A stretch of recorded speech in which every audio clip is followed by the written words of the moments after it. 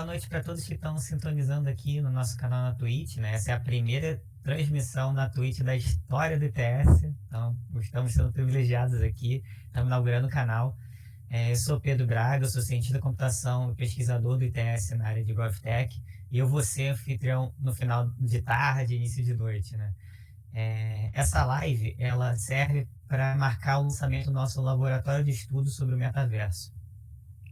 Nesse laboratório, nós estamos contando com a participação de vários especialistas em vários eixos temáticos, como democracia, gênero, raça e moderação de conteúdo. A gente vai lançar hoje, ao final dessa live, a nossa landing page do projeto e já o nosso primeiro relatório, escrito aqui pelo Marlos, que é um dos nossos convidados da noite. Então não deixa de conferir, a gente vai deixar aqui o link já no chat.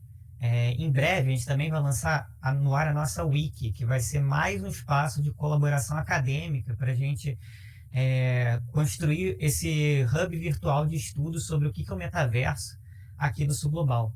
Então, sem mais delongas, assim, vou apresentar nossos dois convidados da noite, final de tarde e noite, né? Começando aqui por Marlos Araújo. Ele é designer, artista visual e programador. Atualmente integra o time de Product Design da CloudWalk. A sua pesquisa de mestrado no programa de pós-graduação em mídias criativas da FRJ foi relacionada a jogos, metaversos e mundos virtuais. É formado em design pela Escola de Belas Artes da FRJ e pós-graduado em projetos digitais pelo IED do Rio de Janeiro. Seu campo de interesses é a convergência entre arte, design e tecnologia, através da concepção de projetos digitais diversos como games, visualização de dados, interfaces web, instalações interativas e ambientes imersivos. E no final de 2020 começou a comercializar suas criações digitais como NFTs. E em 2021 fundou o Museu XYZ, um espaço cultural para a realização de exposições no metaverso. Ao lado dele temos a Rita Wu, que é arquiteta e urbanista pela FAU da USP, pesquisa e trabalha com tecnologias digitais desde 2008. É diretora de conteúdo e comunicação do Instituto Fab Lab Brasil, membro fundadora do primeiro Fab Lab brasileiro e atuou no poder público como diretora da rede Fab Lab Livre de São Paulo. Atualmente dedica-se a projetos audiovisuais voltados à divulgação da cultura maker, metaverso, tecnologia e ciência e analista de tecnologia na CNN. Em seu TikTok, publica conteúdos para divulgar e desmistificar o metaverso e outras tecnologias relacionadas a eles. Aproveitando para falar, também, a gente também linkou as redes, nas nossas redes sociais do ITS, segue lá. Vocês podem também encontrar as redes sociais dos nossos palestrantes. Muito obrigado por vocês dois participarem, né? Toparem ter participado disso. E para o pessoal do chat também que está assistindo a gente, podem mandando suas contribuições que a gente vai mandar para os participantes. Começando aqui, nosso objetivo é debater o que é o metaverso na América Latina e no restante do Sul Global. A gente começa pelo básico, queria começar aqui pelo básico, que é o que são essas tecnologias, como elas podem ser usadas,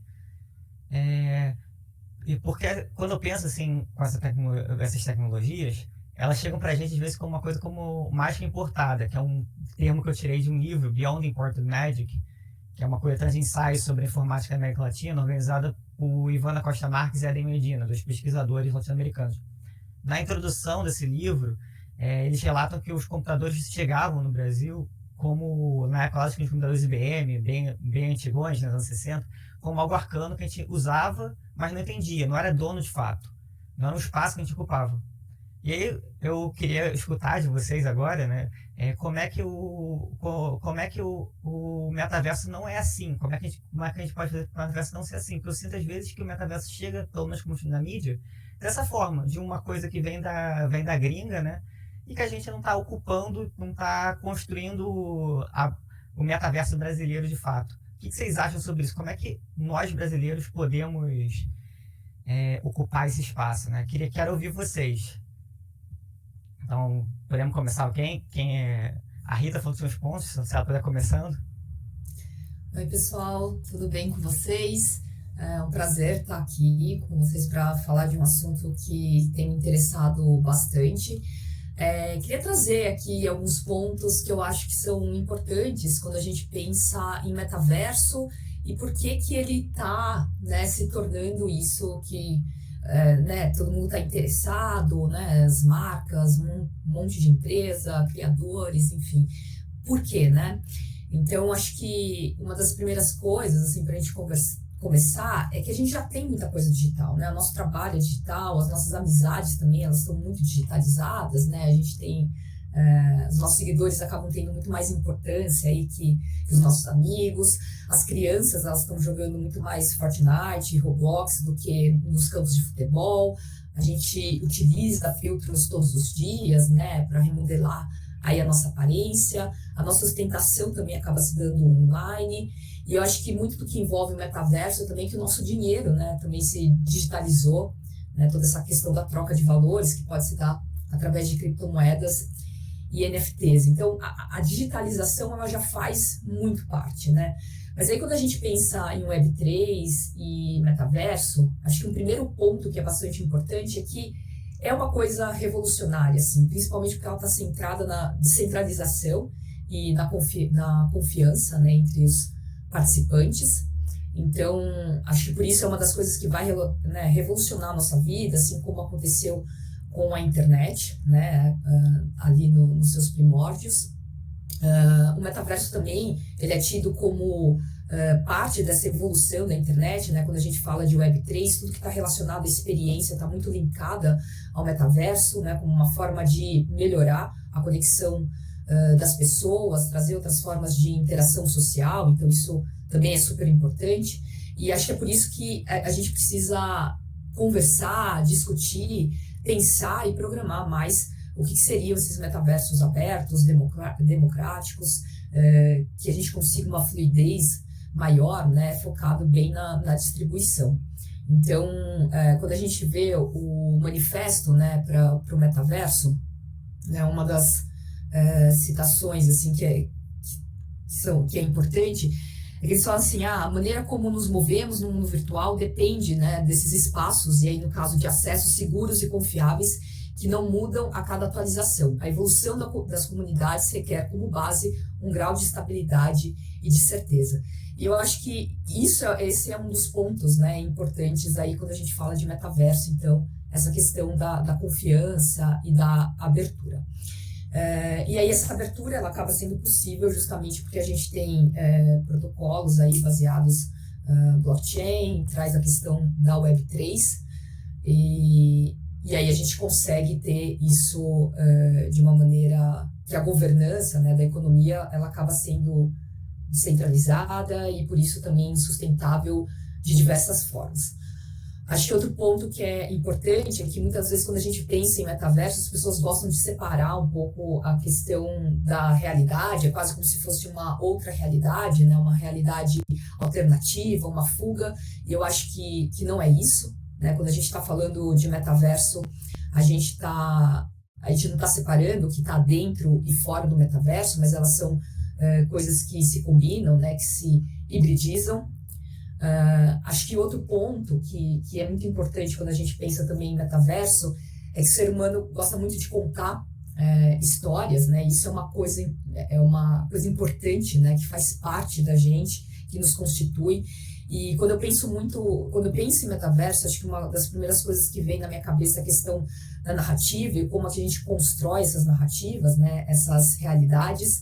E se a gente for pensar, né, quem conseguir dominar e controlar essas narrativas acaba, de certa forma, controlando a humanidade. Então, acho que por isso também a gente tem o interesse de grandes empresas relacionadas ao metaverso, porque a gente está falando justamente em contar essas histórias, em criar essas narrativas, em criar também esse hibridismo em relação às realidades.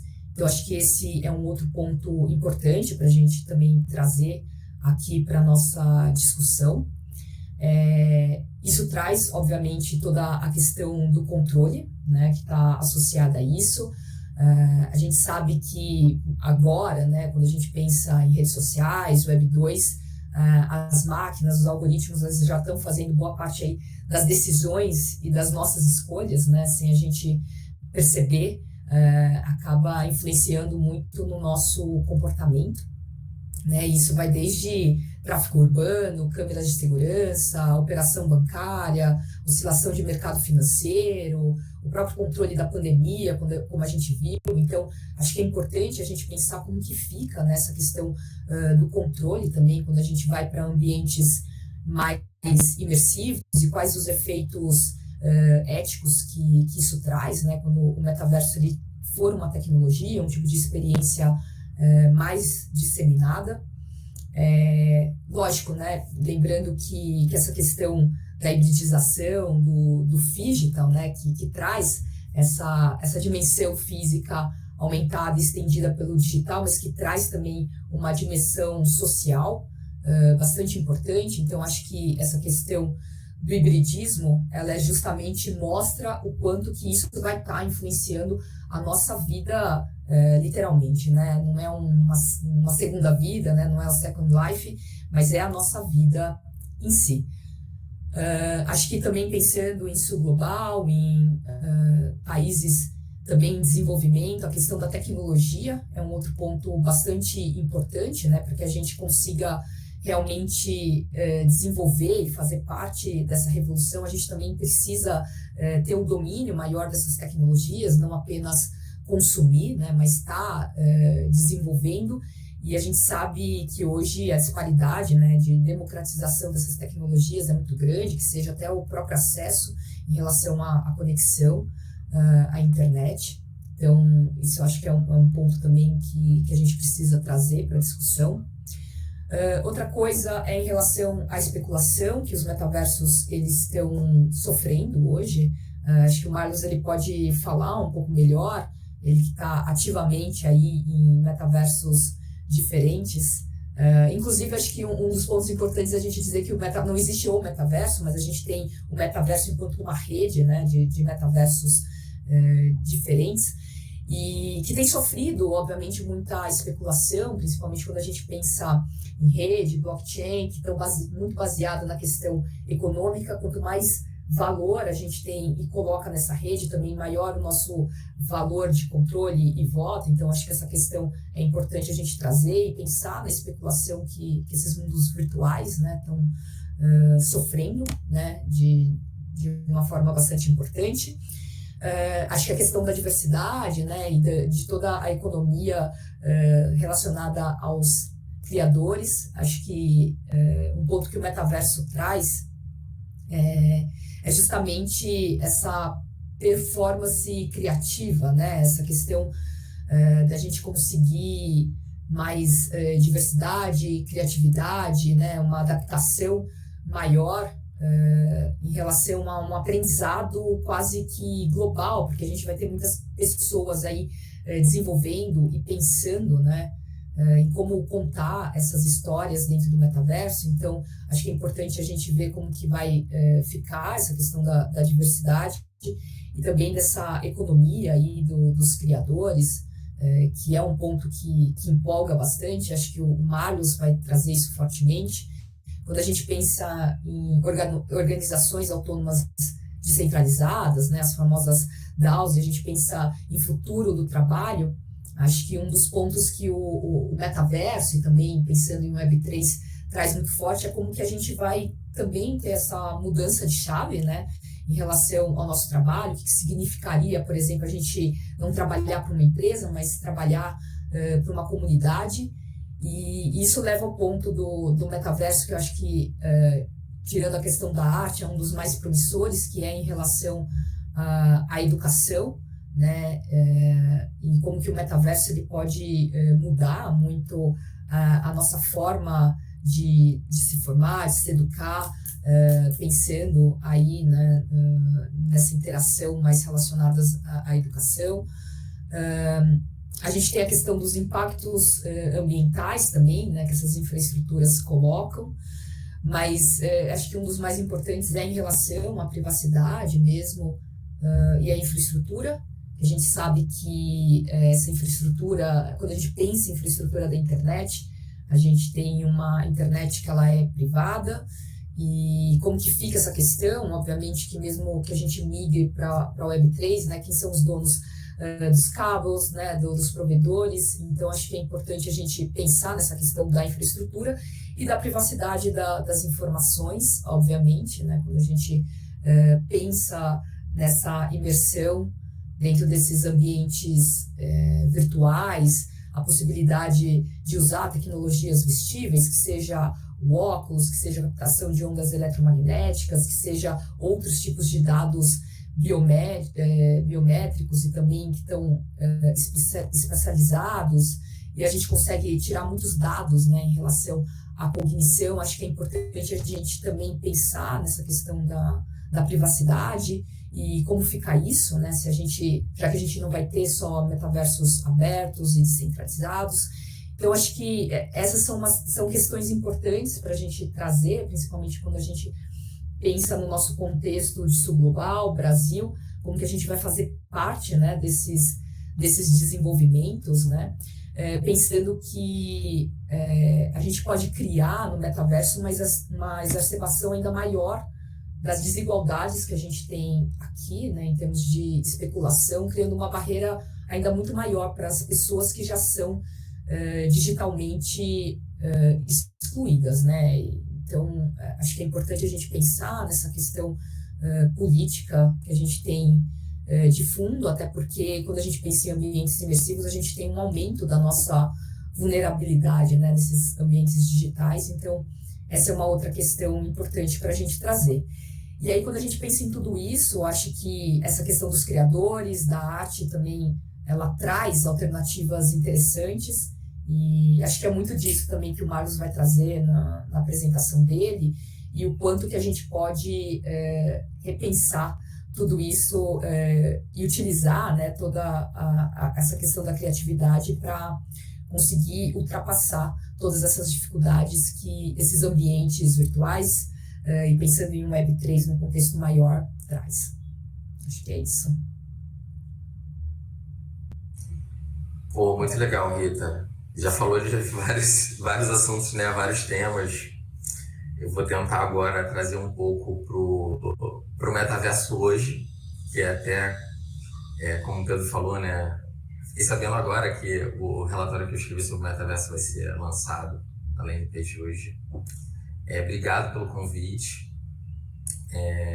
Agradecer aí a presença de todos. E, bom, eu acho que eu vou até apresentar aqui a tela, mas antes disso, eu queria falar assim, eu agora estou pensando muito nessa questão do metaverso, né? E conectando ao Web3, mas o metaverso especificamente, eu acho que a grande questão é que a gente está num processo de democratização da internet, da sincronia. Porque se a gente para pensar, quase tudo na internet são experiências assíncronas. E hoje em dia eu trabalho remoto, né? Muita gente passou a trabalhar remoto durante a pandemia, e aí passou até a virar uma regra, né, de comunicação. Vamos tentar fazer uma comunicação assíncrona.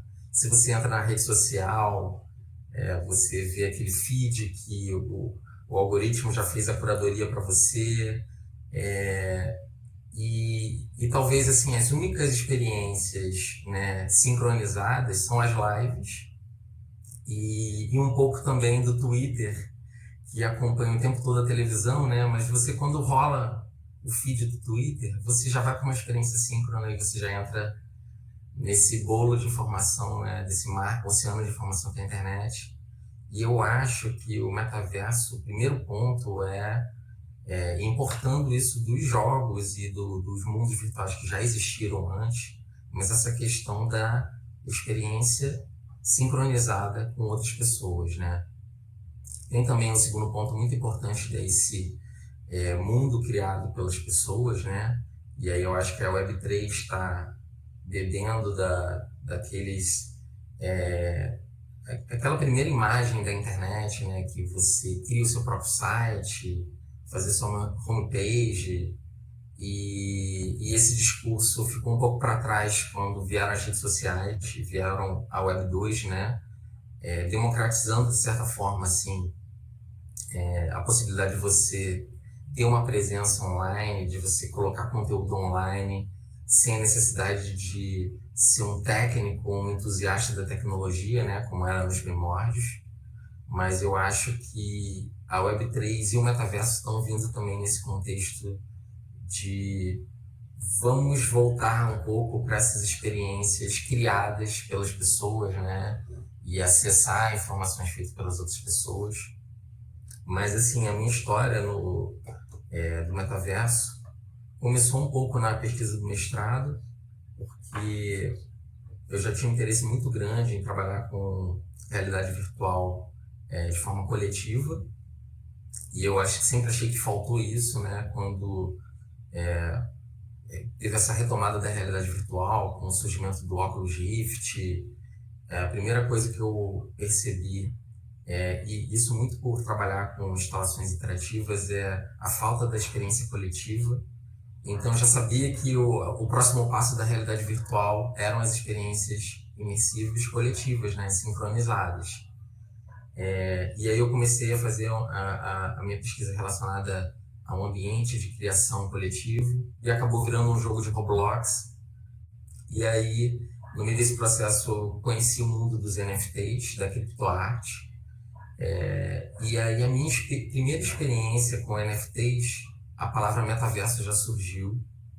Isso foi muito antes do Mark Zuckerberg fazer a troca, né, do Facebook para Meta, fazer aquela apresentação. E ele bebeu muito da fonte, da hype dos NFTs, que viraram notícia, né, por diversas vezes no ano passado, de 2021. E aí, se puder compartilhar minha tela, Thales. Eu queria mostrar, não vou fazer a apresentação toda, mas assim, eu dei uma palestra sobre a comunidade de NFTs, e o nome que eu trouxe foi Underhype, porque foi por trás de versão underground dos NFTs, incluindo o sul global, que eram os artistas brasileiros, né? Então, só para falar um pouco, eu sou artista digital, designer, trabalhei muito com instalações interativas, games, museus, já fui parceiro do ITS Rio com visualizações de dados.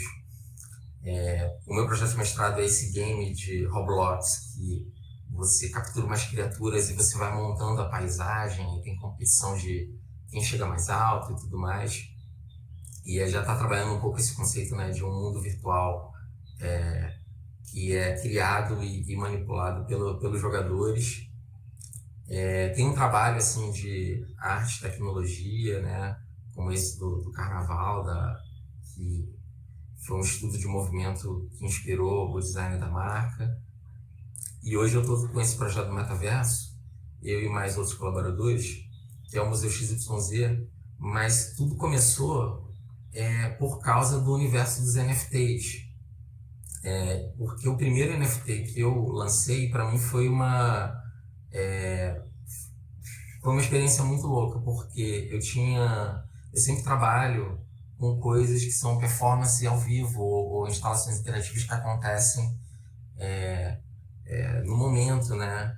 E eu estou sempre estudando, criando coisas que são estudos e de efeitos para usar isso nas ocasiões em que a arte vai acontecer, né? E eu fiz um experimento que eu peguei um post do Instagram meu de 2018 e eu publiquei como NFT. E esse foi o primeiro NFT que eu vendi. E foi em 2 de janeiro de 2021, eu publiquei os NFTs na virada do 2020 para 2021. E aí, quando eu fui agradecer o colecionador, que também é um artista digital, e eu já estava vendo também esse cenário de artistas que são colecionadores, né? A resposta dele foi que a minha criptoarte ia para a parede de algum clube, alguma discoteca em realidade virtual. E aí eu falei assim, caraca, então é por isso que ele está comprando NFT. Eu estava entrando nesse território e eu não sabia ainda por que a gente vai trazer escassez para uma coisa que é digital. E eu sempre fui a favor do Creative Commons, o Creative Coding de código aberto, né? Mas aí eu passei a entender essa questão da procedência da imagem, né? Desse token que você consegue ver quem possui, quem é o autor e aonde eles habitariam, que não é só no OpenSea, não é só na carteira do colecionador, não é só na galeria do autor, essas imagens, esses vídeos, essas coisas, elas vão estar no metaverso, né? Esse é o ambiente fundamental. E aí, bom, contando um pouco a história, eu lancei vários NFTs de diferentes tipos de arte, mas eu também colecionei NFTs de outros artistas. E foram, assim, os primeiros artistas brasileiros que começaram a entrar nesse universo. E aí surgiu a comunidade CryptoArt BR, que já foi essa experiência muito interessante, que ao mesmo tempo que a gente estava relacionando, né, arte com criptomoedas, teve uma conexão e um sentimento de comunidade muito grande, que a gente não estava competindo, a gente estava desbravando esse universo. E a gente começou a criar um documento coletivo, fazendo um glossário do que é a tecnologia blockchain, do que é o NFT. E aí veio a hype que chegou no Brasil, né? A matéria no Fantástico, a matéria no Jornal Globo, mencionaram inclusive a minha galeria. A Mônica Rizzoli teve um sucesso estrondoso numa plataforma de arte generativa e agora está exibindo em vários lugares NFTs generativos dela. O Nuno de Oliveira foi capa da revista Wired, o Alexandre Rangel foi capa da Galileu e o museu também estava lá. O Nino Arteiro, que foi o primeiro criptoartista, né, que ele tem uma aura assim, também do Satoshi Nakamoto, do criador do Bitcoin, que a gente sabe qual é a identidade dele, e ele lança vários tutoriais contra as plataformas de NFT, falando que os artistas têm que ter essa autonomia, né, de criar o próprio contrato e ter controle. E aí esse NFT que eu comprei dele acabou virando o símbolo assim, do museu, né, assim, uma peça importante do acervo histórico do museu.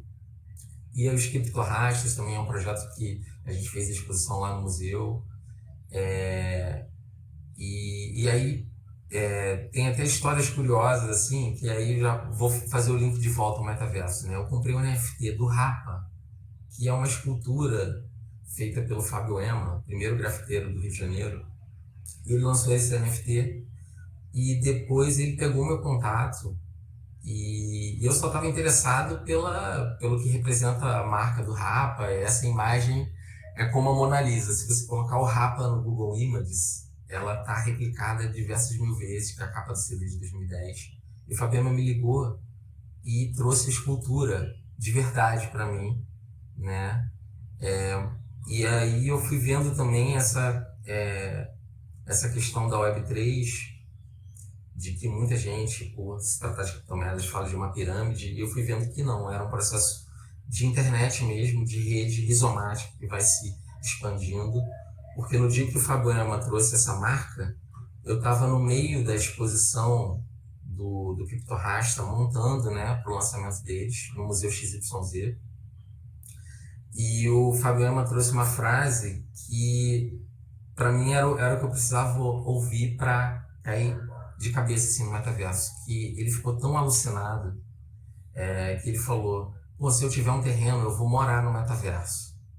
E aí eu ouvi isso e eu na mesma hora falei assim, cara, então eu vou te dar acesso ao museu, pô, eu tenho um outro terreno, começa a construir. E hoje o Fábio Ema é um dos maiores meta-arquitetos. Ele já está trabalhando com isso não é um emprego do futuro, né? Ele já está fazendo diversas coisas no metaverso. E pô, hoje o projeto do museu, que está nesse relatório que eu escrevi pro ITS, ele se transformou numa coisa muito maior agora, que é o distrito. E a entrada do museu são esses primeiros NFTs, né, desses artistas brasileiros. E eu vou mostrar para vocês aqui um pouco do que é o distrito, mas a entrada do distrito, esse aqui é o meu avatarzinho. Vou até dar um tchauzinho para vocês, aqui com o meu painel de emojis, que tem várias dancinhas, tem vários gestos, né? E essa é a forma, nesse metaverso, além de a gente comunicar por chat de voz, a gente tem as emojis, tem as dancinhas. E a entrada do museu, a entrada para o distrito XYZ, é a Galeria Gênesis, que são esses NFTs. E uma coisa que eu adoro no metaverso e que mudou minha percepção, essa possibilidade de você criar com seus NFTs, né? Criar um espaço. Então, os NFTs, eles fazem parte do meu kit de construção. E aí isso explica um pouco a primeira utilidade de você ter esse token único, a procedência, né? Eu não estou carregando uma imagem no servidor do Google ou do Facebook, isso não está replicado genericamente no servidor, né? Todos os meus NFTs, quando eu abro o painel de criação, eu posso vir aqui e selecionar qualquer um dos NFTs que estão na minha carteira. Então, assim, essa questão da Web3 é muito interessante, essa questão de propriedade e posse, né? Porque é como se você entra numa plataforma, qualquer metaverso ou site que seja, e você tem a sua identidade digital, que é a sua carteira cripto, e que é única, super segura, que garante toda a segurança, né, criptografada, e você carrega o seu inventário de itens para esse ambiente. E no caso do metaverso, você pode construir com esses itens, né? Então, assim, todos os meus NFTs estão aqui à disposição para eu construir. E, inclusive, a primeira versão, a primeira exposição do Museu XYZ era um museu sem paredes, só feitos de NFTs, né? E aqui estão todos esses NFTs a primeira história da criptoarte, assim, né? E aí quando você entra aqui no distrito, o museu agora ele é um dos edifícios, mas a gente abriu espaço também para outras galerias, outros coletivos de arte que querem estar no metaverso, né? Mas não é todo mundo que consegue, porque tem a questão dos terrenos e tem toda a especulação imobiliária do metaverso, mas eu vou explicar isso um pouquinho mais para frente, né?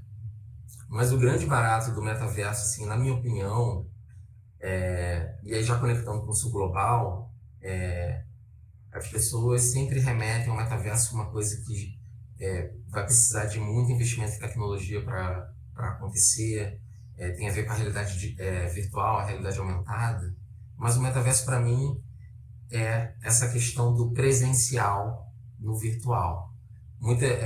Até resgatando um pouco o livro do Pierre Levy, que é O que é o Virtual, ele fala que o virtual não se opõe ao real, ele é o potencial. E da mesma forma, o virtual não se opõe ao presencial, porque a primeira qualidade de uma experiência bem feita em realidade virtual, as pessoas sempre falam, puxa, eu tive um sentimento de presença muito grande, porque o personagem olhou para mim, porque o bichinho passou e veio para perto de mim, chamou minha atenção, né? E aí a questão toda do metaverso, eu estava falando da sincronia, é essa questão das experiências presenciais no virtual. Então, assim, o metaverso ele é um espaço de encontro com outras pessoas, para eventos. A gente não vai em museu de arte todo dia, a gente não vai para um show de música todo dia, né? São eventos que a gente se prepara para ir, e eu acho que o metaverso ele tem esse potencial de ser um pouco como a gente viu a internet há um tempo atrás, quando ela era muito difícil de ser acessada, né? Mas você fala assim, pô, eu vou entrar no metaverso. Igual a gente falava alguns anos atrás, né? Pô, agora eu vou entrar na internet. E hoje isso não existe mais, né? Que a internet já está o tempo todo simultânea, pessoas chamando no WhatsApp, e-mail e tudo mais, notificações. Mas o metaverso, eu vejo assim, o lado positivo das experiências sincronizadas é esse que a gente vai escolher o momento de entrar no metaverso, que vai ser experiências completamente diferentes das experiências assíncronas que a gente tem na internet, né? Eu não vou entrar no metaverso para assistir um Netflix, que é uma experiência assíncrona, mas eu vou entrar no metaverso para assistir um show ao vivo, para interagir, para ver as pessoas ao vivo naquele ambiente. E se tratando do Sul Global, o que eu mais acho interessante nas plataformas de hoje é porque eles, de certa forma, eles são mais precários, né, mais tosquinhos, mas eles funcionam no navegador. Então você manda um link para a pessoa e a pessoa cai no ambiente virtual. Isso é formidável, porque eu vejo hoje até a Meta, o Facebook, eles são donos de uma das maiores marcas de óculos de realidade virtual, mas eles estão ligados que para entrar no sul global, eles estão investindo em outras frentes, né? Os filtros de realidade aumentada dos celulares mobile, porque se a gente quiser pensar, né, construir esse metaverso, esse conceito de metaverso que funcione, ele precisa de pessoas, e as pessoas não dispõem de óculos de realidade virtual, né? Então eu acho que a grande questão do metaverso não é a questão da realidade estendida, a realidade aumentada, mas são esses espaços de interação imersiva, que trabalham a questão da presença e trabalham essa questão de voltar um pouco à internet da experiência, né? Porque a criação do smartphone acelerou também muitos processos e a internet foi mudando por causa disso, né? O smartphone mudou a forma com que a gente acessa a internet. Eu, como trabalhei muito tempo da minha vida como web designer, eu vi essa transformação, né, com o surgimento do iPhone. Eu trabalhava muito com sites em Flash, inclusive para muitas marcas de moda. Eram sites super animados e lindos, e eram sites de experiência, né, que a pessoa entrava lá e ficava 20 minutos navegando, fazendo coisa. E depois do smartphone, essas mesmas marcas passaram a ter um e-commerce, porque virou a praticidade, a utilidade da internet, né? E acabou que, assim, o dilema das redes, eu acho que é um pouco isso. A gente acabou ficando viciado um pouco nessas interfaces, que a princípio são muito práticas, são muito fáceis de usar, é muito fácil de consumir, de criar conteúdo, mas a gente perdeu muito na parte da experiência. As experiências são todas iguais, as redes sociais são praticamente todas iguais, né? O feed. E bom, isso assim é uma visão pessoal, mas eu vejo, eu deposito uma confiança assim no metaverso, em de que a gente está criando uma nova forma de criar sites, sítios eletrônicos, né? É engraçado que a palavra site vem de sítio, que já é uma questão, né, espacial. Eu acho que vai ser a primeira vez que a gente vai de fato ter sítios na internet, porque a gente está trabalhando agora espacialmente, né, com esses domínios, e a gente vai ter um outro tipo de experiência, né? Então, no caso aqui do museu, nós temos várias galerias de coletivos de arte, de projetos, mas a gente pode ter marcas também criando suas presenças, né? Empresas criando sua presença no metaverso, que façam sentido e que um app não vai conseguir chegar nessa experiência, ou que uma rede social não vai conseguir, né? Eu acho que o metaverso ele vai começar a trabalhar tipos de conteúdo em que a imersão e a presença tridimensional, não vou falar física, né? Mas você ter um corpo virtual, né, tridimensional no espaço, isso te dá acesso a muitas coisas.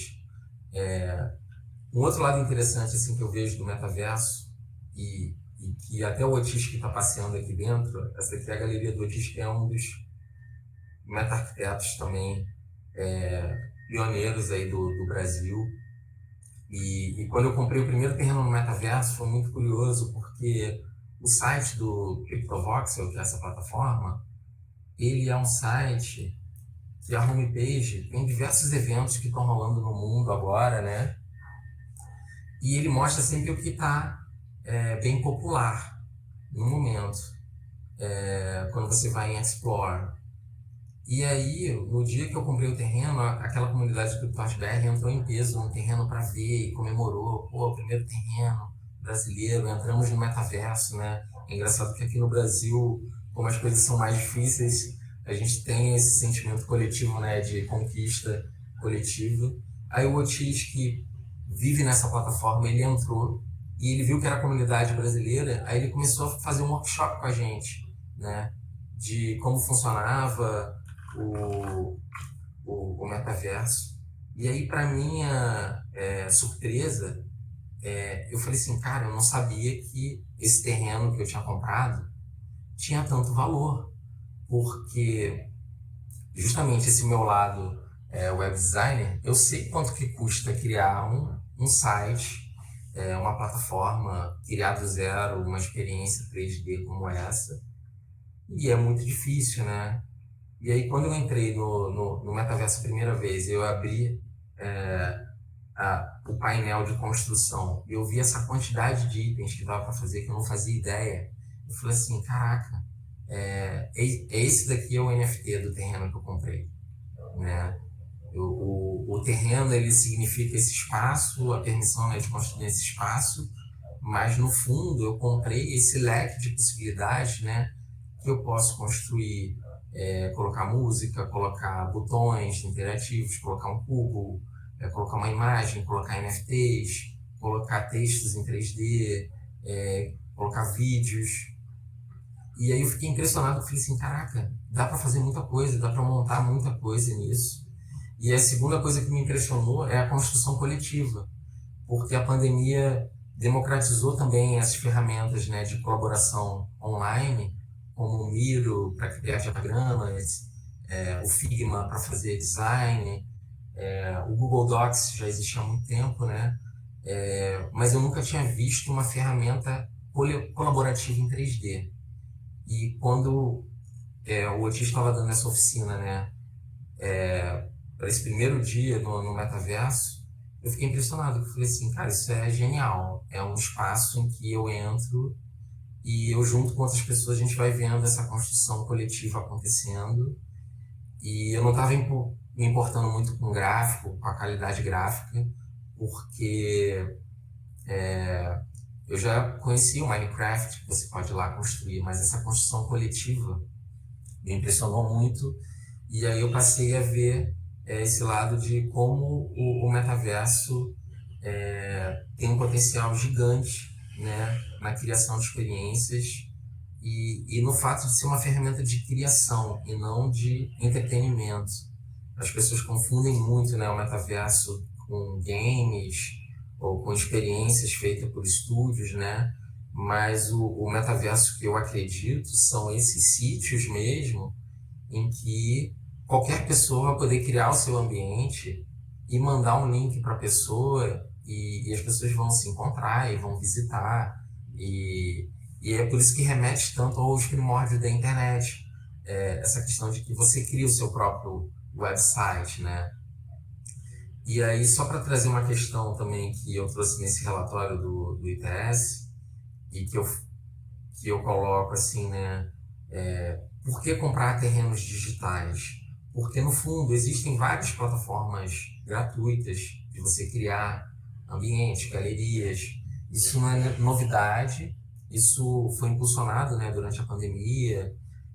O próprio Mozilla Hubs é uma ferramenta open source que eu vi que eles aceleraram o desenvolvimento durante a pandemia, porque a quantidade de festivais, eventos que foram cancelados, e estavam buscando alternativas digitais, né, aceleraram esse processo dos metaversos de hoje. Mas a grande questão da persistência, que é o grande barato desse metaverso aqui que a gente está, por exemplo, é que você, quando cria uma galeria e um ambiente virtual, todos eles são persistentes, né? Você coloca um banco, quem entrar naquela sala virtual vai ver esse banco. Você colocou esse poste, colocou uma arte na parede, você vai ver esses elementos, todo mundo vai ver a mesma coisa, sincronizada, né? Mas uma coisa é o ambiente persistente e outra coisa é o mundo persistente. E aí que eu acho que entra a questão do metaverso baseado em terrenos, né? Então, assim, o CryptoVoxel, que é esse metaverso onde o Distrito está, esse NFT do terreno, ele é o domínio, é ele sítio mesmo, que tem uma posição geográfica no mapa gigantesco, porque isso é uma das ilhas que tem nesse metaverso. Então tem outras ilhas, tem a ilha de origem, né, que foi onde tudo começou aqui nesse metaverso específico, e aí é um dos terrenos mais valorizados são assim, porque é o ponto central do metaverso. Você quando entra na homepage, você começa a partir dali. Então, de certa forma, até pegando uma fala da Rita numa entrevista que ela deu lá na CNN, o museu está um pouco na periferia do metaverso aqui nessa ilha de Andrômeda, mas é um espaço super privilegiado. Mas o grande barato do mundo persistente é que ele passa a ter qualidades do mundo real. Porque se você entra no Mozilla Hubs, ele tem um limite de 20 usuários.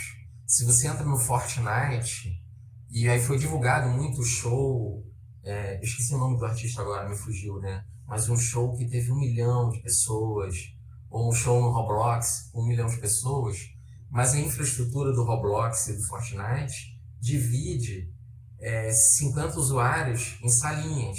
Então você nunca vai ver 1 milhão de pessoas, né? E esse é um dos grandes desafios do metaverso, né? Para eventos, para festivais. Mas o grande barato do mundo aberto, inspirado até em jogos, assim, né? E o mundo persistente, é que eu posso sair daqui do museu e eu vou explorando a minha vizinhança. Isso passa a ter características do mundo real, é porque você não tem muito controle da vizinhança, né? Poxa, eu posso achar a parede aqui, as artes do meu vizinho super feias, mas eu não tenho o que fazer, porque ele é meu vizinho e isso traz todos os problemas que a gente tem na vizinhança do mundo real, né? Eu posso ver coisas super criativas também, né? Esse meu outro vizinho aqui, ele criou um bunker, e aí você pode visitar aqui o subsolo, e tem uma galeria aqui embaixo, né? E isso foi um feedback muito interessante com as primeiras pessoas que, quando eu estava na construção do museu, né, que eu fui mostrando o metaverso, as pessoas se perdiam e ficavam deslumbradas. Pô, entrei no museu e vi uma baleia. Eu falei, olha, você foi para outro espaço, porque não tinha baleia nenhuma no museu, né? Mas era essa possibilidade de você sair andando. E eu acho que isso é até uma visão bem diferente do que até o próprio Mark Zuckerberg mostrou na apresentação dele do Meta, que, beleza, talvez ele esteja pensando que todo mundo, como é feito o Facebook, né, tudo de graça, você vai criar o seu próprio ambiente, aí você convida as pessoas, os seus amigos para visitar o seu ambiente e você tem aquela experiência ali persistente, mas dentro de uma bolha, né? Então eu vejo muito que tem os metaversos que vão funcionar como uma espécie de bolha e tem os metaversos que já remetem ao conceito original de metaverso, do Snow Crash e do jogador número 1 e da própria Matrix, que é esse mundo persistente, né? Onde as coisas acontecem simultaneamente e você pode sair de um ambiente para o outro de forma fluida.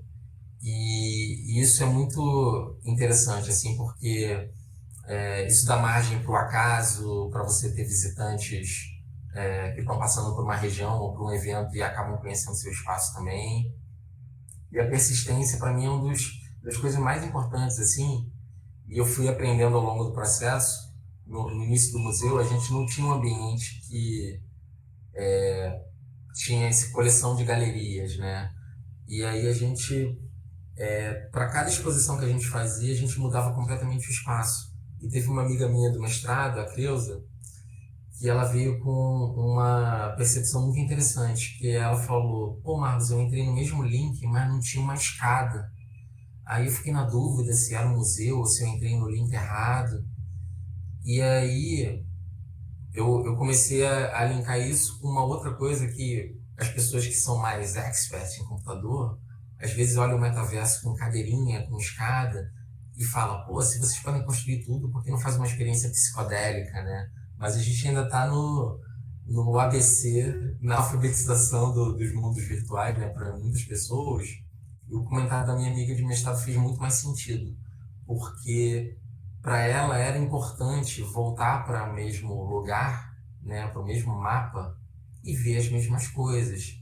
Muda-se a arte da parede, a cor do prédio, mas as pessoas esperam já, como no mundo real, né? Você volta para um ambiente que você já conhece, você cria um laço afetivo e você espera voltar para um lugar que você conhece, né? Então ela esperava ver a escada no mesmo lugar e ela sentiu falta, e aquilo ali foi um insight já, um aprendizado de, pô, vamos então manter nossas coisas persistentes, né? Apesar do museu estar sempre mudando, estar sempre crescendo, e isso também é uma outra questão que eu acho que o metaverso traz no mundo real, que é muito legal, que é a linha temporal do mundo persistente, né? Ele, como ele não é um game que toda vez que você entra ele reseta e volta para a mesma fase, ele é uma construção que vai se transformando.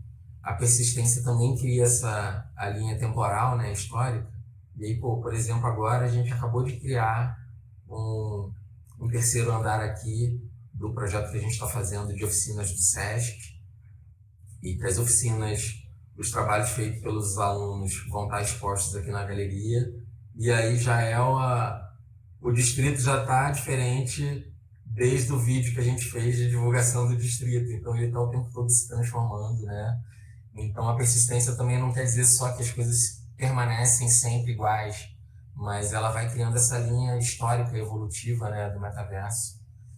E bom, eu acho que assim, já falei bastante assim para introduzir um pouco os meus pensamentos, né, mas eu acho que assim, o grande barato do metaverso é essa questão da construção pelos usuários, né, que remetem aos sítios eletrônicos, a persistência e o uso da sincronia. Como a Rita falou, o metaverso não vai substituir a realidade, ele é o contrário. Ele é a possibilidade que a gente tem de estar em dois lugares ao mesmo tempo, né? Eu estou aqui na minha casa e estou visitando aqui o museu, e eu posso aqui abrir uma aba e entrar em outro espaço e estar em dois lugares no metaverso ao mesmo tempo, né?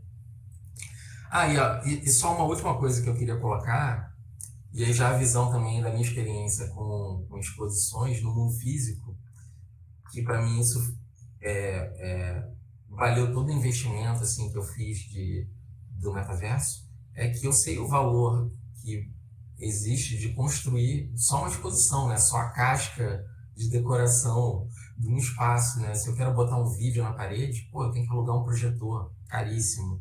Se eu quero fazer um plotter de uma imagem, pô, eu vou gastar com impressão. E para eu que sempre trabalhei com exposição, o metaverso é esse ambiente que eu tenho recursos infinitos e é óbvio que a experiência não é igual ao presencial, e espero que um dia a gente tenha experiências talvez até mais interessantes que no mundo real, assim, né, com a realidade virtual. Mas a questão não é essa, a questão é você tem um espaço que qualquer pessoa em qualquer lugar do mundo acessa. E ela pode estar do celular, ela pode estar do browser, ela pode estar do óculos, né? Então, isso para mim, pensando em termos educacionais, você fazer uma exposição educacional no metaverso, ele cumpre o papel igual a uma exposição no mundo real. E ela vai ser muito mais abrangente, ela vai estar num público muito maior por ser digital. Da mesma forma que os eventos que eu vi durante a pandemia, né, o Festival do Conhecimento da UFRJ, os festivais de cultura de São Paulo, eles por irem para o digital, para o YouTube, para o online, eles ganham uma audiência em escala nacional e às vezes internacional, né? Então eu acho que o metaverso ele vem romper essa barreira geográfica também, que é muito limitante. Às vezes você vai criar uma exposição no mundo físico e você vai gastar uma grana enorme para montar uma experiência que pouquíssimas pessoas vão ver. E se aquilo tivesse também no digital, hoje em dia eu sempre coloco que as coisas têm que acontecer no físico e no virtual também, né? No caso das exposições, dos festivais, porque você ganha muito e democratiza muito levando para o virtual, né? Mas enfim, é isso que eu queria apresentar assim, de primeira fala sobre o metaverso. Não sei se a Rita tem algum comentário, se o Pedro também quer levantar É, alguma questão. eu queria trazer aqui uma coisa que mandaram aqui no chat, né? É, sobre essa questão que você comentou do síncrono barra síncrono. É, como é que a gente consegue fazer uma experiência, às vezes, de imersão sem esses óculos, sem os óculos VR? Falaram que o Edu Previ, não sei se é o Edu, né, mas acho que é o Edu Previ falou. A aplicação de VR em educação e profissional são bem eficazes, mas tem minhas dúvidas em lazer e aplicações pessoais. O futuro é sem óculos. Você falou de algumas coisas de realidade aumentada, desses filtros. Vocês conhecem mais algumas experiências assim que podem trazer pra gente? Pô, eu acho que o que eu acho legal da realidade aumentada é que ela também é uma experiência sincronizada, só que é com você e o mundo, né? Você, quando tá em um determinado local, pega o seu celular e você vê uma coisa que só aparece ali naquele lugar, você vai ter aquela experiência ali porque você está exatamente naquele lugar, naquela hora, vendo aquilo, né? Então, até a realidade aumentada é uma experiência sincronizada, na minha opinião. E eu acho que ainda não conheço nada muito relevante, assim. Eu acho que a gente tem experimentos, né, de realidade virtual e realidade aumentada, mas eu acho que a realidade aumentada vai ser muito importante para diminuir, inclusive, a barreira, a borda entre o que está no metaverso e o que está no mundo real, né? E eu acho isso muito interessante. E não é à toa, já tem plataformas que já estão vendendo lotes, terrenos no mundo real para uso de realidade virtual, né? Então, você, quando baixa o app daquela plataforma, e eu vejo muito os metaversos dessa maneira, né? O CryptoVox, por exemplo, onde está o museu, é como se fosse uma sintonia de um rádio. Você entra numa plataforma de metaverso, seja o Decentraland, seja o CryptoVoxel, seja realidade aumentada, que você vai baixar o app, você vai sintonizar naquele mundo virtual e você vai passar a ter a experiência, né? E o Decentraland, ele tem até uma coisa que vai além disso, que é muito legal. Eu não O conheço. Decentraland, Eu não conheço essa plataforma Centraland. Decentraland, o Decentraland, ele foi uma das primeiras plataformas baseadas em blockchain, NFT. E uma coisa que é legal é que, assim, ela é totalmente open source. Tem 200 repositórios no GitHub.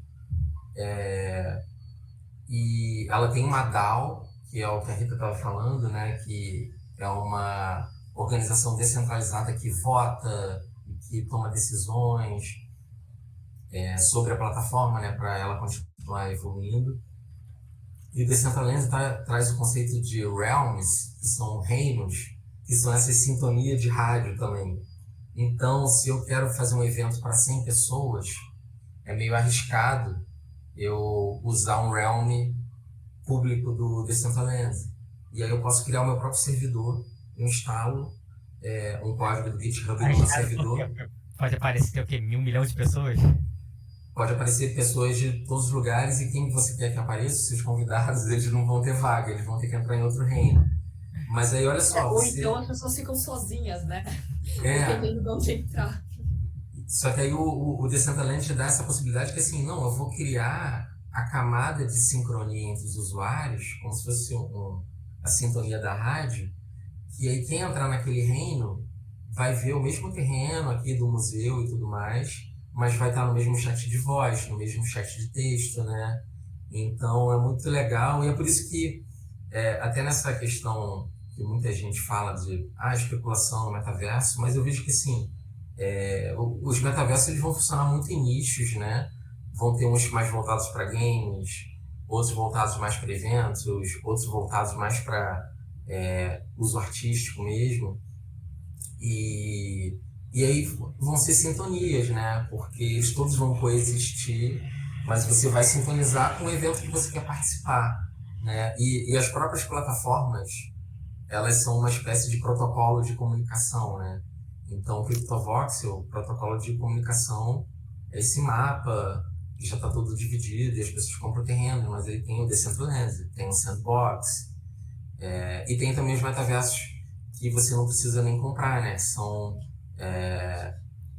livres para você criar, mas aí eles funcionam como uma espécie de universo único, uma bolha, que aí às vezes você não vai ter o inusitado de encontrar um colecionador que vai ver seu NFT e vai comprar por acaso, né? Você vai ter que sempre convidar alguém para entrar na sua sala imersiva, mas como experiência de imersão, eu também acho que é super válido. Então, eu vejo até o Sul Global, a gente tem a oportunidade de ir aprendendo, inclusive com esses metaversos gratuitos, porque a grande questão do metaverso é que esse conceito nós vamos construir, né? E eu espero que sejam as pessoas como aquele primeiro anseio dos primórdios da internet, né? Eu quero ver muito mais websites do que plataformas mainstream das grandes companhias lançando experiências no metaverso.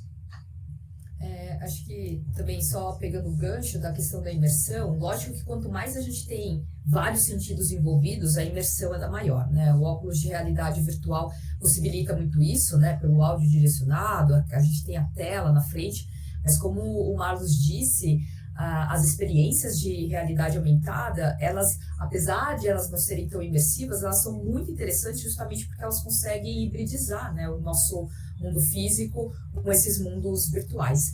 Então, o que eu vejo no metaverso, não necessariamente a gente precisa ter uma experiência de imersão muito grande, apesar de cognitivamente ser muito mais forte, né? Você coloca um óculos de realidade virtual e você tenta pular num abismo, é muito difícil, assim, você fica meio, nossa, não vou. Então, a experiência ela é muito mais forte, porque ela envolve mais todos os sentidos, ok. Mas pensando, como o Marlos disse, não só na questão da acessibilidade, da democratização dessas tecnologias, mas a realidade aumentada, ela consegue fazer essa hibridização que torna, enquanto experiência para o nosso dia a dia, muito mais interessante. Então, acredito que no futuro a gente nem vai precisar de óculos, né, de realidade virtual, a gente vai ter coisas muito mais suaves no nosso corpo, né, que nem nossos óculos, uma coisa mais sutil, não necessariamente essa coisa da tela na frente, mas acho que também vão ser experiências muito específicas, né, que nem o Marcos estava falando, o metaverso ela traz uma enormidade de experiências muito grandes e no nosso dia a dia não necessariamente a gente vai precisar dessa imersão absoluta, né? E aí a gente está falando de óculos de realidade virtual, a gente está falando de tecnologias ápticas, para a gente ter a questão do tato, né? Muito forte, a gente conseguir tocar um objeto e sentir isso, que seja até questões de cheiro e outras coisas que estão sendo estudadas e desenvolvidas, mas eu acho que isso também vão ser para experiências muito específicas, né? No nosso dia a dia, a realidade aumentada, ela vai estar muito mais presente e aí vai ter muito mais forte, né? Essa não separação do que é digital, do que é físico, né? A gente vai ter o digital muito mais presente. Então, eu acho que, assim, a gente não precisa ter uma imersão absoluta para ter uma boa experiência, né? Eu acho que você Exatamente. ver aqui o que o Marlos mostrou, até porque a gente não precisa estar absolutamente imerso para a gente conseguir viajar, né? Vídeo o que acontece nas redes sociais, todo o vício que elas provocam, né? Toda essa parte cognitiva, né? De neurotransmissores, ela é muito forte e não necessariamente a gente precisa de uma imersão dos nossos 5 sentidos absolutamente, né? Exatamente. E além disso, assim, só recapitulando que muita coisa já aconteceu, né? E aí, falando de realidade aumentada, quando isso aconteceu eu nem soube, mas me falaram há pouco tempo, usando o exemplo do Pokémon GO, que é aquele jogo que você caçava Pokémon com seu celular nos ambientes reais, né? Então você ia pro parque e aí você achava um determinado Pokémon com seu celular. E aí tem um caso de um Pokémon que parou na cidade de Nova York porque alguém publicou na internet, achei um Pokémon raro, e aí as pessoas passaram a caçar aquele Pokémon na rua e aquilo parou o trânsito, parou a cidade e causou um caos, né? Então é bem provável que a gente ainda vai ver coisas do tipo com a vinda ou a sedimentação do metaverso, né, em realidade aumentada, do metaverso virtual impactar no mundo real, porque e aí isso mexe também com esse conceito de imersão, né? O que é imersão? Uma pessoa que está no celular, no metrô jogando, ela está imersa ali naquele jogo, né? Então a gente está nas redes sociais ali o tempo todo imerso, vivendo essas vidas através de outras interfaces, né? Então eu acho que a realidade aumentada tem muita coisa interessante que vai estar vinculada, né? Já está havendo muita coisa, né? A questão dos filtros. Eu vejo também o Facebook está investindo muito, né, na comunidade de criadores de filtros. Eu acho que por conta disso, né? Eu acho até que eles vão começar a entrada mesmo no metaverso a partir da realidade aumentada. Investindo nessa comunidade que eles já têm, né, de artistas que trabalham com filtros, wearables, elementos no mundo real, e eu acho que tem muita coisa ainda que vai vir, e isso tudo para mim é imersivo, não precisa ter a oclusão visual, né, de 360 para ser imersivo. Acho que também, só para complementar rapidinho essa questão da imersão e da hibridização, que eu acho que o Marlos trouxe bem forte, assim, que é diferente de games, coisas muito básicas, né? Do tipo, eu compro alguma coisa dentro do metaverso, recebo na minha casa. E toda essa conexão, ela cria essa imersão da mesma forma, não da mesma forma, mas tão potente quanto se tivesse imerso todos os nossos sentidos, né? Então é justamente isso, né? O que a gente está chamando de fato de imersão, né? Eu achei já imbecil pra caramba só essa apresentação do Marlos, assim. Eu tava viajando enquanto tava falando, vendo. Assim, eu já acho muito legal só às vezes o linkzinho. Aí, tipo, fico imaginando muitos usuários já vai se perder e explorar isso aqui. Só aproveitando aqui um gancho, gente, já está no ar a nossa landing page, eu recebi isso aqui do pessoal de mídias agora há pouco, e o relatório do Marlos já está também no ar no nosso site. O link vai estar aqui no chat, quem quiser depois pode conferir. Outra pergunta que eu achei bem legal, que eu queria que vocês comentassem, é do MWEBRJ. Eu não consigo descobrir o nome da pessoa. Além do fator pessoal, né, a rede física brasileira precisa se adequar muito para o uso massivo. E aí eu complemento também, né? Eu acho que o Brasil, muita gente, assim, você vai na periferia e tal, dos grandes urbanos e no interior, você acaba utilizando ainda redes móveis com rede, com péssima acesso à internet, né? A gente está falando de uma infra mais acessível, mas como é que a gente torna acessível um metaverso onde a internet e essa interação síncrona num país em que a rede ainda não é tão acessível assim? Acho que essa evolução ela acaba acontecendo aos poucos, né? Da mesma forma que no começo a gente tinha celular extremamente caro, né? A questão da conexão, que eram poucas pessoas que tinham também, era muito complicado, isso vai melhorando. Lógico que, como já foi colocado aqui, a gente tem plataformas que são muito mais leves, né? Como o próprio CryptoVoxel, né? Diferente do Decentraland, que é uma plataforma muito mais pesada, você não consegue acessar pelo celular, você já tem plataformas que acabam sendo mais acessíveis, né? Da mesma forma como essa infraestrutura, ela vai cada vez sendo melhorada e também aumentada, né? Então, eu acho que esse que é o gap, né? No início, a gente tem as coisas muito nichadas, poucas pessoas realmente participando e estando, né, no desenvolvimento, né? Essas pessoas que vão entrar depois, elas vão pegar isso meio que pronto, ou daí vão ter que produzir, desenvolver os seus próprios metaversos e entrar de uma outra forma, mas acho que a questão é essa, né? Hoje, isso daí ele não é tão acessível, apesar da gente ter plataformas que estão bem mais leves, né? Pensando nos gráficos e como a gente faz o download de tudo isso, mas a tendência é melhorar. Mas nesse início a gente tem, né, essa segregação de fato. Já tem alguma plataforma hospedada no Brasil? Hospedada no Brasil? Que eu saiba, não, em Marius. Eu acho que isso que inclusive é uma questão, né? Boa parte dos servidores, eles, até não só pensando em metaverso, né? Mas a gente tem pouca coisa aqui no Brasil, pensando até em infraestrutura, quando a gente pensa nos pontos, né, conectores, aqui no Brasil também a gente tem pouquíssimos, né? Quando a gente pensa em tráfego de internet, né, boa parte das coisas nem passam por aqui, né? Então, acho que essa é uma questão, né? Quando a gente está pensando em construir, a gente também vai ter que construir um pouco dessa infraestrutura, né? Que nem o Márcio estava falando, Centraland, de você conseguir montar o seu próprio servidor, para você ter aí o seu help, o seu evento aí privado, né? Eu acho que a gente começar a pensar um pouco em ter essa independência, né? Não só de metaverso, mas que seja na nossa comunicação, pensando também em satélites. Acho que essa é uma discussão válida para a gente trazer, né? Para a gente ter não só mais autonomia, mas também ter mais controle enquanto comunidade dessas coisas, né? Eu não conheço nenhuma plataforma que esteja sendo desenvolvida no Brasil, mas eu ia pedir até se pudesse voltar com o meu vídeo aqui, porque aí eu apresentei aqui o Distrito XYZ, que é um projeto brasileiro, né, de arte e cultura no metaverso persistente, mas tem um outro projeto que é o Pupila Dilatada.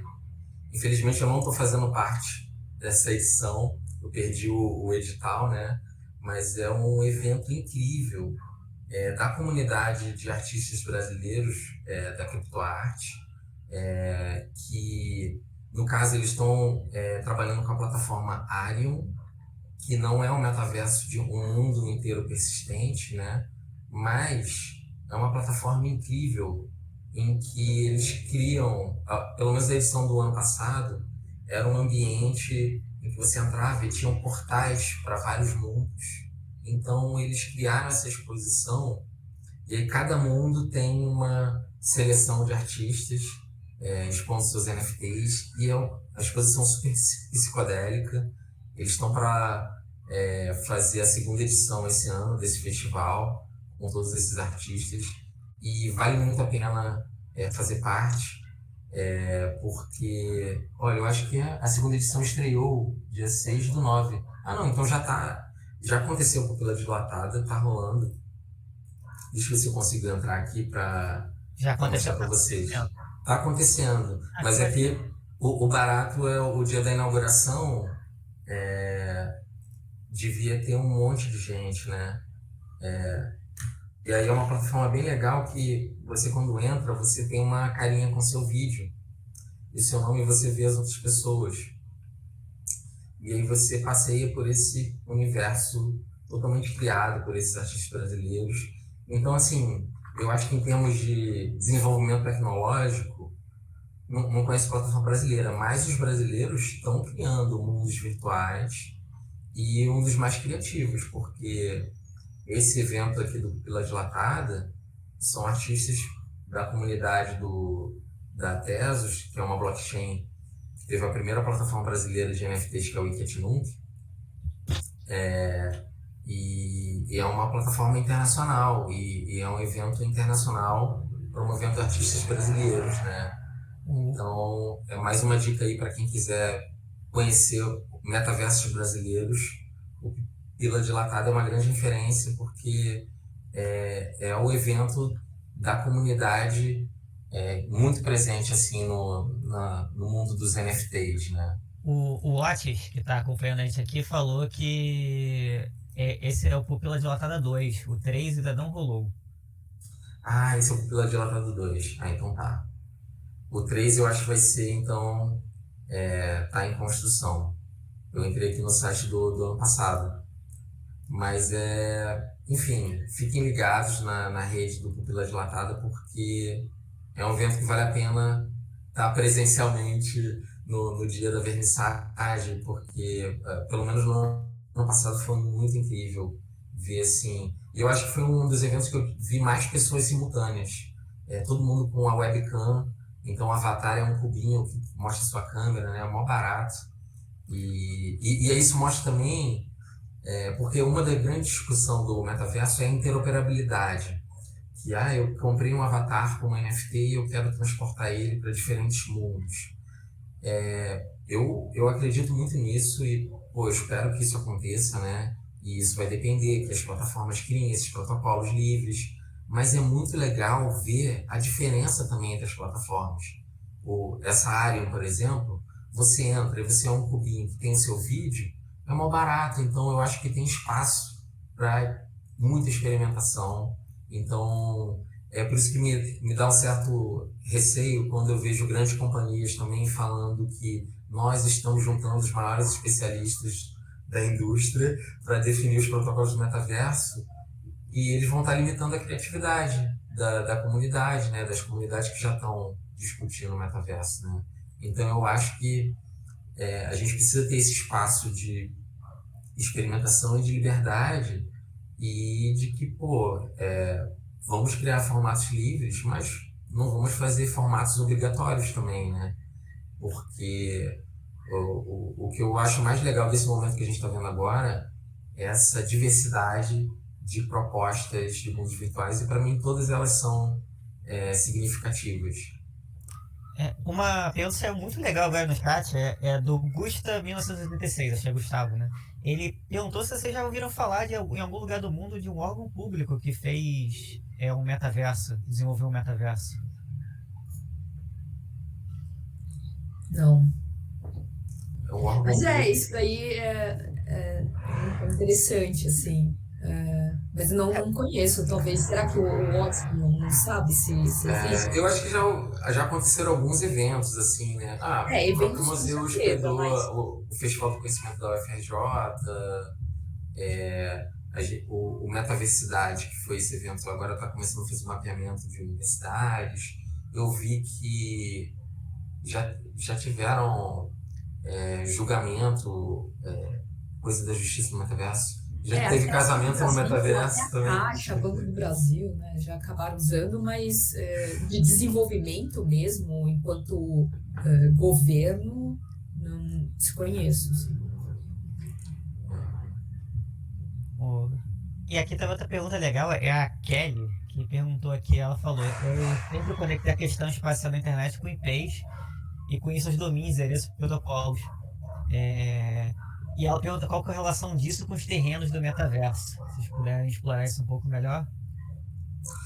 Então, o que eu acho legal o domínio no metaverso, para mim, funciona da seguinte forma. Quando eu quero registrar o meu domínio lá, marlos.com, Museu XYZ, eu pago para ter aquele nome, e aí eu escolho para onde isso vai apontar, né? Para o meu servidor, onde eu vou fazer o WordPress, o site.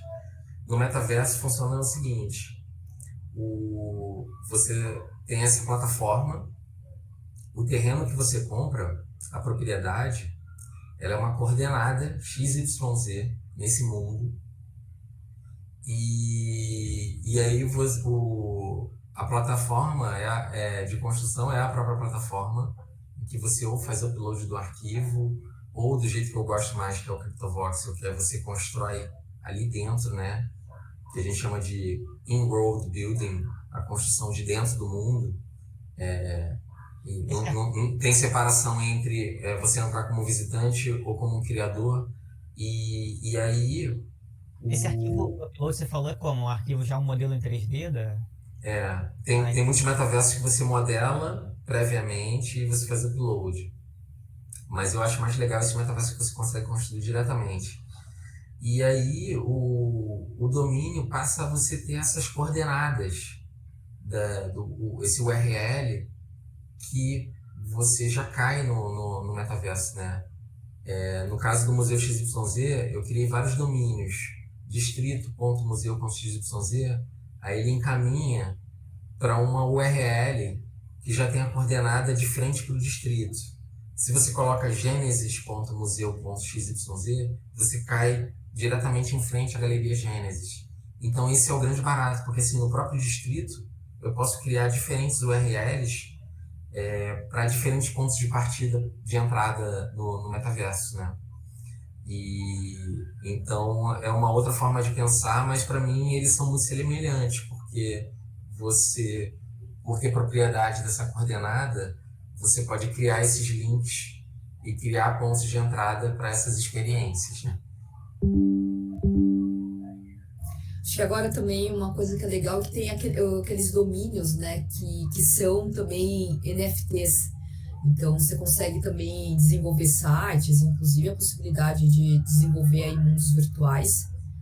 E você ter, tipo, a propriedade literal, assim, você paga uma vez, não é que nem esses domínios normais que a gente tem na Web2, que você tem que ficar, né, renovando, etc. Meio que você comprou, é seu o domínio, né? A URL é um NFT que fica para sempre, né? Tipo aqueles ENS, né? Então, isso daí é uma coisa bacana que eu acho que traz muito também o como a gente vai pensar, né?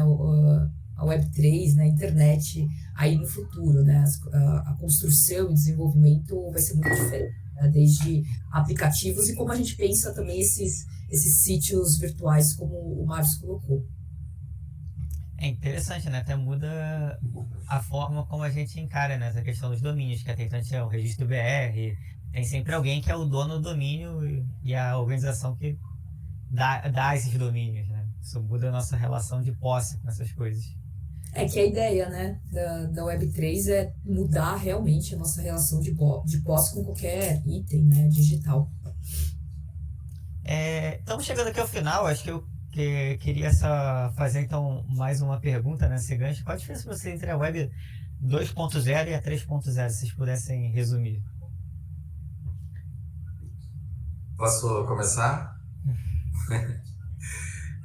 Cara, eu acho que a grande diferença para mim, que já lancei NFTs na Web3, já vendi NFTs, com isso eu já comprei os terrenos no metaverso, né? Eu não tirei dinheiro do bolso para comprar o terreno no metaverso. Foi a minha arte que foi vendida.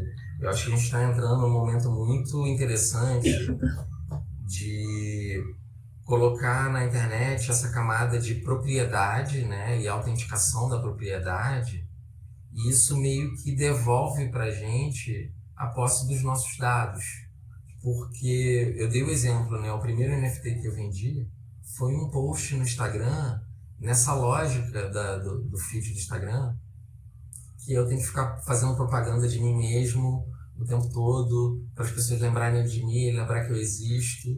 E eu não ganho nada com isso, eu ganho só likes. E se eu fui muito bem sucedido, eu ganho uns comentários, que aí aquilo ajuda na minha audiência, né? E com NFT, eu não precisei disso, né? E é engraçado que a comunidade de NFT está muito no Twitter, porque o Twitter é a rede social que a gente tem mais próximo de uma rede pública. Que se você não bloqueia a pessoa, né, você consegue ver os tweets de todo mundo. E aí você se conecta com a rede global, né? Então a Web3 ela não vem substituir a Web2, ela está adicionando uma camada a mais. É por isso que a gente está usando a Web2 para divulgar nossos NFTs. Mas a gente não usa o Twitter para fazer uma venda, né? A gente está já numa camada que é muito interessante, porque o NFT ele também traz essa questão dos royalties. Por ele saber a procedência, quem é o autor, e você já tem a carteira de criptomoedas, aquilo dali vai embutido no contrato do NFT, e toda vez que aquele item for vendido ou comercializado no mercado secundário, você vai ganhar royalties. Então isso para mim, por si só, já é revolucionário. Primeiro porque a arte digital nunca foi comercializada, né? Os artistas que colocavam um portfólio online, eles faziam aquilo pela visibilidade, para conseguir trabalhos comissionados. Agora a gente já rompeu essa barreira, a gente já pode vender, comercializar direto como NFT os nossos itens. E além disso, é uma infraestrutura que te coloca no metaverso, te coloca acesso a ter royalties sobre as suas criações, e a gente ser pago pelos nossos conteúdos, né? Porque nas redes sociais o que acontece é o contrário. Agora a gente está pagando para ter mais audiência, mais visibilidade.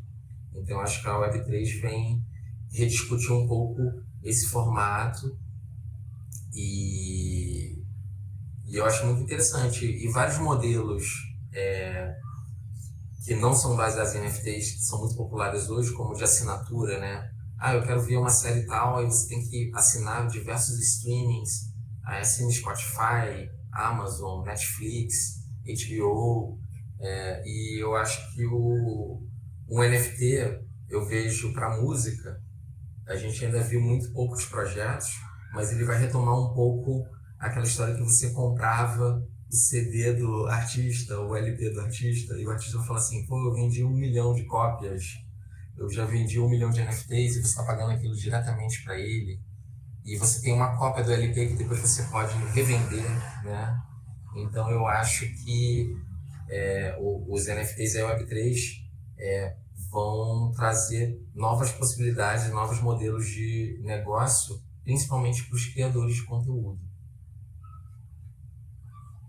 Acho que uma das coisas mais potentes, assim, quando eu penso em Web3, é a questão da comunidade, a comunidade gerando valor para ela mesma, né? Acho que essa questão dos projetos, da gente estar trabalhando também de uma forma diferente, gerando esses valores de uma forma diferente e conseguindo ter a posse, né? E a autentificação, como o Marlos disse, assim. Acho que a quantidade de aplicações, projetos e formas de desenvolvimento absolutamente coletivo, isso daí para mim é uma das coisas mais interessantes, assim, inclusive porque para a gente ficar sabendo desses projetos, a gente meio que tem que ir entrando nessas comunidades e fazendo parte, né? A gente não tem um Google aí da Web3 para descobrir todas as DAOs e os projetos interessantes, mas a gente tem que estar realmente inserido. Eu acho que, como o Marcos colocou, o Twitter, ela acaba sendo uma boa plataforma da gente conseguir estar entrando, né, em contato com essas pessoas, com essas comunidades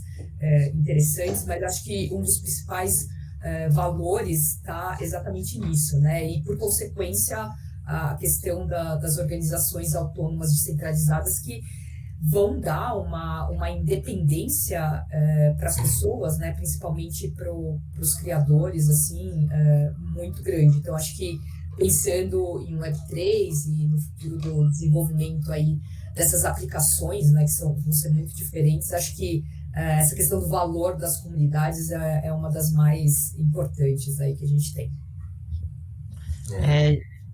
Gente, atingimos aqui o nosso teatro de 1h30, né, de live. Eu agradeço muito a participação de vocês. Todo mundo também ficou até o final aqui acompanhando a gente no chat. Reforço que está no ar o nosso o hub do Metaverso, nossa landing page está no ar, o Diverso. Já está lá também o relatório do Marlos. Eu convido todo mundo a baixar e dar uma olhada nele. O link já foi divulgado aí no chat. E é isso. Alguma fala de conclusão aí que vocês gostariam de falar? Acho que é só agradecer mesmo a participação. É sempre bom a gente discutir e trocar, enfim, é isso. Valeu, pessoal, por agradecer também o convite, né? Convidar vocês para lerem o meu relatório, quero saber a opinião de vocês, entrem em contato, se concordam, discordam, né? Mas são algumas provocações, né? Disso que eu estou trazendo, dos sítios eletrônicos, da economia do metaverso, porque eu acho que faz sentido. E aí, só pegando aquele gancho do Web3 para finalizar, acho que a Rita falou da comunidade de criadores, que entrem no metaverso, porque o metaverso ele já é essa plataforma em que você pode ganhar com as suas criações, né? Você pode criar avatares, criar obras de arte, né? Então eu acho que isso compõe o metaverso, não é só um lugar que você constrói porque ali é um espaço em que você também vai comercializar suas criações, né? Eu acho que esse é o grande potencial e a grande conexão entre o metaverso e a Web3. E mais uma vez, obrigado pelo convite. Vou entrar lá na landing page para ver como ficou meu relatório. E muito obrigado.